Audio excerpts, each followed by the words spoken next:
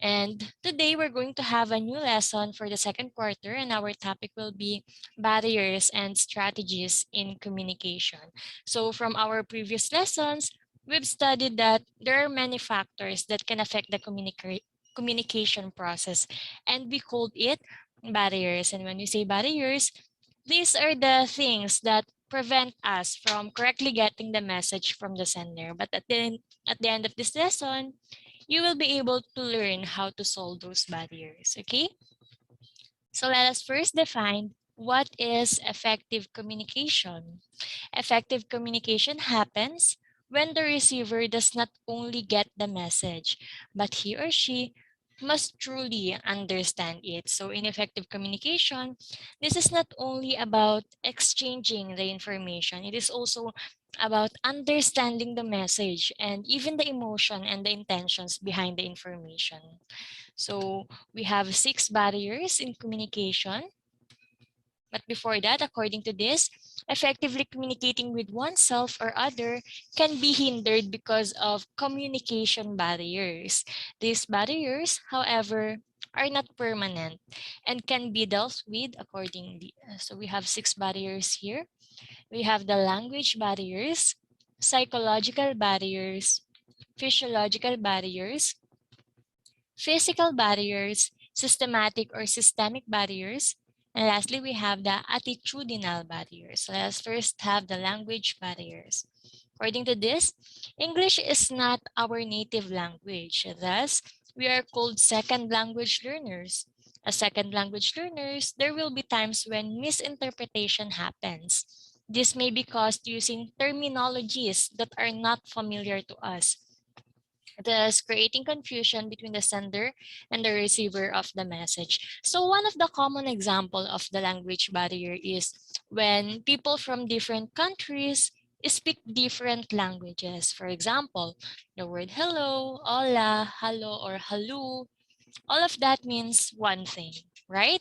But if you don't know this language or we are not aware of this term or these terminologies, we will not be able to understand and we will not be able to respond correctly. And that will be the hindrance to the effective communication, which is the language barrier. Also, we have the psychological barriers. Psychological state of mind can also be a hindrance to the communication process. So when we say psychological barriers, these are the mental barriers, and it refers to the personal issues and the social issues of the speaker when he or she is communicating with others. For example, this girl is afraid in public speaking. She is shy in speaking in public, and because of that, she is talking too low and she can't even keep an eye contact to the audiences. And this may be because of the trauma that she experienced when she was still young. And it can also be the shyness, a lack of confidence. It can also be the depression, anxiety, or the stage fright. And because of that, she will not be able to communicate effectively, or she will not be able to deliver the information effectively. And that is one of the hindrance to the effective communication, which is the psychological barriers. Also, we have the physiological barriers. Physiological barriers refers to the physical state of a person. So that is the clue word here, the word physical state of a person. A receiver who is legally blind may not clearly grasp the whole picture of the conversation because he is disadvantaged with a disability that hinders him from reading nonverbal cues coming from the speaker. So here in the physiological barriers, when the physical condition of either the sender or the receiver is not good or is not well, it will become one of the barrier in the communication process, or it will affect the communication. Another examples are poor eyesight, can also be hearing difficulties, speech impairments, or even when you are communicating with someone, or when you are sick, when you're communicating with someone, more on the physical condition that can affect the communication process. Also, we have the physical barriers. Physical barriers can include geographical distance. Although calls made through Facebook and Skype can help bridge communication between continents, there are nonverbal cues that cannot be read because of the context of the communication. Example, a person feigning sickness so that his mother will not worry can get away with this because his mom will not be able to assess the physical state and body language of her son just from online calls. And another thing here in the physical barriers, this is not only about the geographical distance. These are also about the natural or the environmental conditions in communication whenever we are sending our message. Examples are the karaoke is playing so loud. Another is the noise from the construction site. People in the background talking too loud, or even the radio playing in the background. So those are also the examples of physical barriers. Also, we have the systematic or systemic barriers. According to this barrier refers to hindrances in the structure and organization where there there is inefficient or lack of appropriate information systems or communication channels. Roles and responsibilities may be unclear, thus a person may be confused as to what role he plays in the communication process. So when we say systematic or systemic barrier, is more on the system of an institution or of the company. If they have unclear organizational structures, it will make communication difficult for them. So examples are bad information systems, lack of supervision, and employee training. So those are under the systematic or systemic barriers. And lastly, we have the attitudinal barriers. The attitude of a receiver significantly affects how he or she understands the message. So from the word itself, attitudinal or attitudes. So the attitude of the receiver can affect the communication process. And these are also the strong emotions that they feel whenever they are communicating with someone.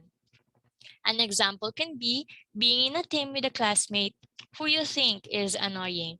Communicating with her may be difficult because there is a high possibility that anything she says to you can be understood in the wrong way. Your preconceived notion of her taints the message she sends to you. Okay, so now that we're done with the different communication barriers, we will now talk about the strategies in communication, which we can use to avoid miscommunication or difficulty in communicating. Number one, you need to practice active listening. So we've studied active listening, right? So again, when you say active listening, you are giving your full attention to the speaker or to the sender of the message, or from the word itself, active listening, you are listening actively. Knowing how to listen attentively and properly enables you to have better relationships with other people and with yourself. When listening to someone, clear your mind and focus on the speaker. Number two, pay attention to nonverbal cues. So when we are communicating again with the other people or with someone, we also need to pay attention to their nonverbal cues like their facial expressions, the tone of their voice, their body language, if they are making a good eye contact on us, or most especially if their action matches on what is they are saying, or if their action matches their words. So nonverbal cues give more meaning to a message. Body language, facial tics, and changes in pitch when speaking deepens the communication experience. Always keep in mind that diverse cultures can be different in spoken language as well nonverbal communication. Always take the initiative to study or learn more about the person or group you are interacting with. The internet freely gives information about anything. Use it to widen your grasp on distinct groups and how to communicate effectively.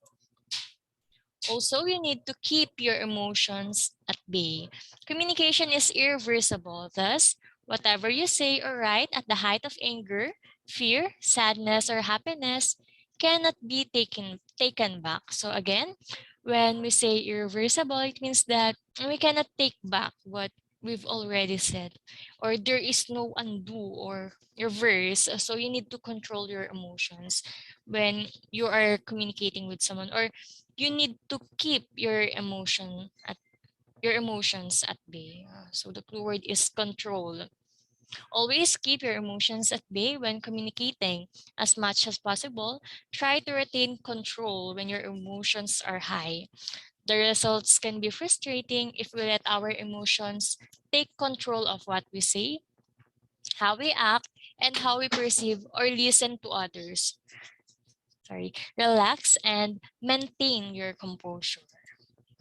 Also, you need to assert yourself. Asserting yourself means you stand up for your thoughts, your feelings, and needs in an open and honest way that will not result to disrespecting others or appear demanding and hostile. And also in effective communication, you need to try to understand the side of other people or the side of other person and hear their opinions as well.